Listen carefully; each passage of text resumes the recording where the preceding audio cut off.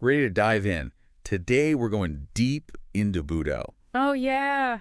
Not just the moves, the kicks and punches, Right. but like the real essence of it, as a living, breathing art. Absolutely. I'm stoked for this one. Me too. We've got some fascinating excerpts from a conversation about the teachings of Hatsumi Soke. Okay. Now, if you don't know, he's like a legendary figure in the world of Budo. Definitely a leading voice. Really emphasizes this kind of dynamic, fluid side of the art. Interesting. And, there's this one quote that really kind of jumped out at me as we were prepping for this. Yeah. He says, Budo is a living, evolving practice, not a static collection of techniques to be memorized. I love that quote. Yeah. It's so true. It really is. Budo, it's not about just rote memorization. Right. Like, imagine a jazz musician. Okay. They know their scales, their chords. Right. The basics. That's the foundation. Yeah. But the real magic is how they improvise, right? Yes. How they feel the music and create something new in that moment. It's like that feeling. Budo is similar. You have your forms, your techniques. Right.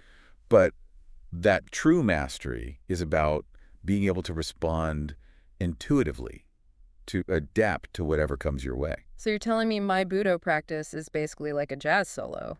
In a way. Yeah. I can dig that. It's about that flow, that creativity. Okay, so that makes sense. But there's this other quote that really kind of got me thinking, too. Yeah. It says, do not try to apply rules and logic to Budo. Budo is feeling, not form.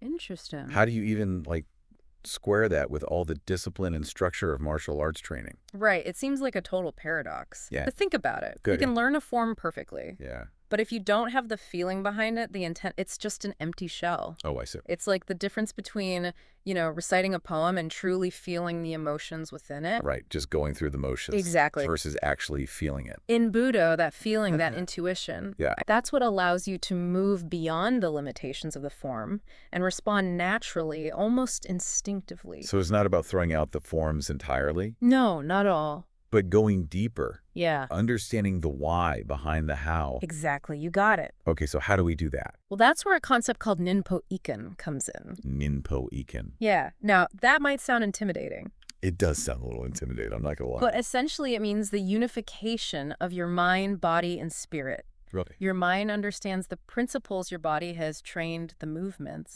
and your spirit provides the intent and focus Right. to bring it all together seamlessly. So it's almost like these three elements are working in perfect harmony Yeah, to create that flow, that adaptability that we're talking about. precisely. And this is what cultivates that heart of a warrior, Oh, interesting. that ability to face challenges with both strength and flexibility. I like that. So strength and flexibility. Yeah. It's interesting because the source we are working with actually poses this question to us. Okay. What are your thoughts on how to cultivate this living, evolving approach to Budo in one's training?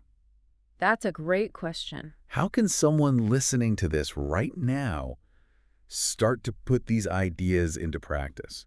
Well, I think one of the most important things is mindfulness during training. Oh.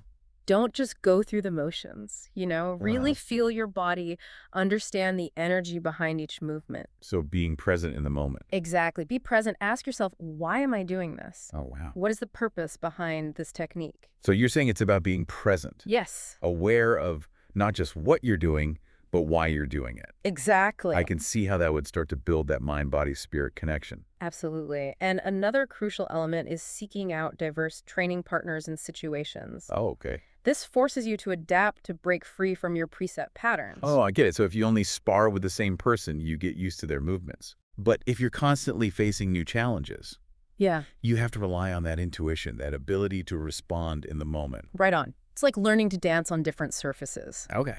You have to adjust your steps, your balance to stay upright. Right. And of course, you should constantly revisit and reinterpret those fundamental principles. Don't just accept them blindly. Exactly. Question them, analyze them, find new layers of understanding. So it's like a continuous cycle of learning and refinement It is. that really resonates with me.